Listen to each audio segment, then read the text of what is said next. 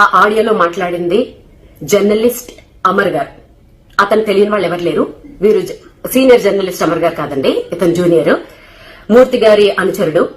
ఇతను TV5, మహా TV అన్నిట్లోనూ పనిచేశాడు. ఇప్పుడు ఎక్కడ చేస్తున్నాడు ఇప్పుడు తెలియదు. ఛానల్లో ఉన్నాడు, జర్నలిస్ట్ అనమాట. సో ఒక జ్యోతిష్కుడికి 5 కోట్లు ఇవ్వమని మమ్మల్ని వారం రోజుల నుంచి మాకు మనశ్శాంతులు లేవు, నేను డల్ అయిపోతే ఇంట్లో వాళ్ళు డల్ అయిపోతారని ఎక్కడికి బలవంతంగా యాక్టివ్ గా ఉన్నాను. ఇద్దామంటే 5 కోట్లు అంటే మాట్లాడండి. నా బంగారం, నా కూతురు బంగారం కూడా అమ్మినా దాంట్లో 5% కూడా రాదండి. ఆఖరికి సూసైడ్ కూడా చేసేసుకుందాం అనుకున్నాను. కాకపోతే సూసైడ్ చేసుకుంటే వీళ్ళు ఎలా క్రియేట్ చేస్తారు తెలుసా? వేణుస్వామి మీద వచ్చిన వాటిని తట్టుకోలేక ఆత్మహత్య చేసుకున్న వీణ శ్రీవాణి అని వేసేస్తారు.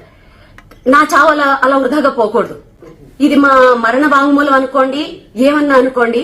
ఈ వీడియో చూసిన తర్వాత మాకు జర్నలిస్టులే సపోర్ట్ చేస్తారా, బ్రాహ్మణ సంఘాలే సపోర్ట్ చేస్తాయా, చదువుకున్న వాళ్ళు సపోర్ట్ చేస్తారా, పోలీసులు సపోర్ట్ చేస్తారా, లాయర్లు సపోర్ట్ చేస్తారా?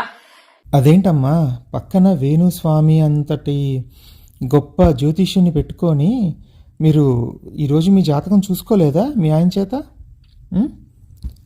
అసలు ఆయన నవగ్రహాలతో ఫుట్బాల్ ఆడేస్తాడు, నక్షత్రాలతో గోళీలు ఆడేసుకుంటాడు. ఆయన్ని పక్కన పెట్టుకొని మీరు ఇంత బాధపడుతుంటే అసలు చూసే వాళ్ళకి ఏమనుకుంటారు? జ్యోతిష్యంలో పవర్ లేదనుకోరా? మీరు ఫస్ట్ మీ ఆయన దగ్గర మీ చేయి చూపించుకోండి, మీ నక్షత్రాలు రాసులు అని చూపించుకోండి.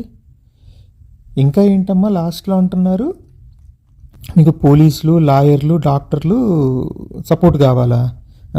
పక్కన వాళ్ళకి ప్రాబ్లం వస్తే మాత్రం గ్రహాలు, నక్షత్రాలు, ఫలాలు అని చెప్పి పనికిరాని సోదంతా చెప్పి వాళ్ళ చేత లక్షలు దోచేస్తారు.